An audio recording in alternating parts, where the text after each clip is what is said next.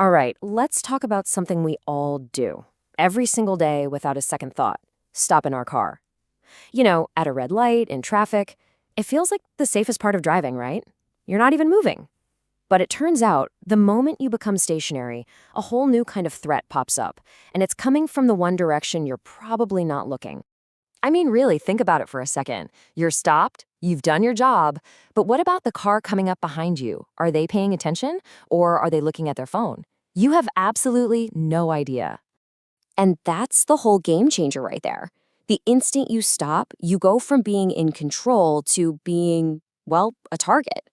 All the dangers that were in front of you are now replaced by this one big threat coming up from your six.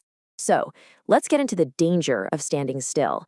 This unseen threat has a name we all know, the rear-end collision. They're incredibly common, they can be surprisingly violent, and they happen when you are at your most vulnerable, the exact moment you're not even moving. So, why does this happen over and over again?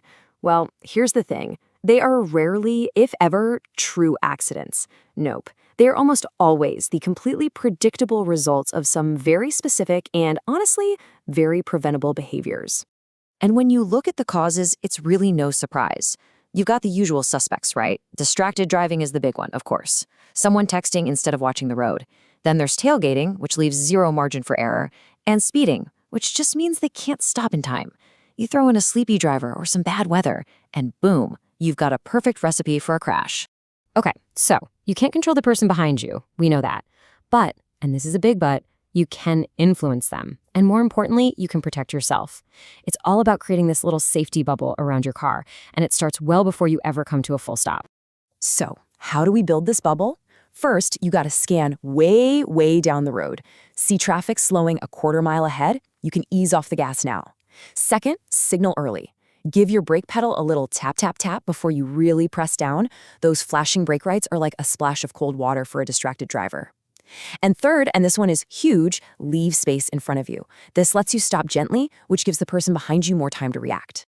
Right, so this is where we get to the core of it. You're stopped, foot on the brake. You might think, okay, job done. But honestly, this is where some of the most critical work really begins. Let's talk about a key concept, the escape route.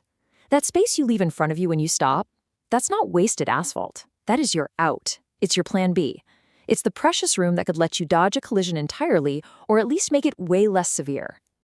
And this right here shows exactly why that escape route is so critical. This next habit could literally save your life. Okay, picture this. You're waiting to make a left turn. Never, ever, ever turn your wheels while you wait. Why? Because if you get hit from behind, that impact is going to shove you directly into oncoming traffic. You've just turned a fender bender into a potential catastrophe. Keep those wheels straight until you're actually making the turn. And remember, being stopped doesn't mean you can zone out. You have to stay engaged. Keep glancing in that rearview mirror. Is that SUV coming up a little too fast? Is that driver looking down at their lap? Be ready to use that escape route we just talked about. This is active awareness, not just passive waiting. I know, that's a lot to think about, so let's boil it all down. If you walk away from this with just a few new habits, please make it these 4. These are the ones that are going to make the biggest difference. First up, let's talk about the one piece of safety gear in your car that's designed for this exact type of crash. Look, your headrest is not there for a nap. It is a serious piece of safety equipment. Its whole job is to catch your head and stop it from snapping back violently in a rear-end collision. So make sure it's up high enough, right behind the center of your head. It's your #1 defense against a really nasty whiplash injury. Number 2, this is that simple, split-second decision that stops a bad situation from becoming a tragic one.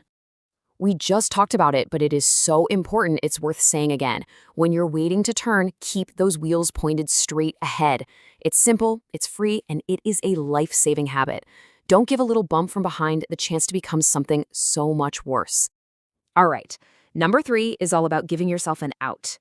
It's what turns you from a sitting duck into a driver who actually has options.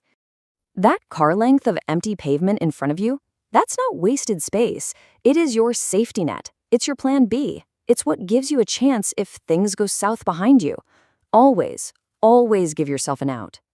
And finally, number 4. This is the habit that really ties it all together. It's about remembering your job isn't over just because your foot is on the brake.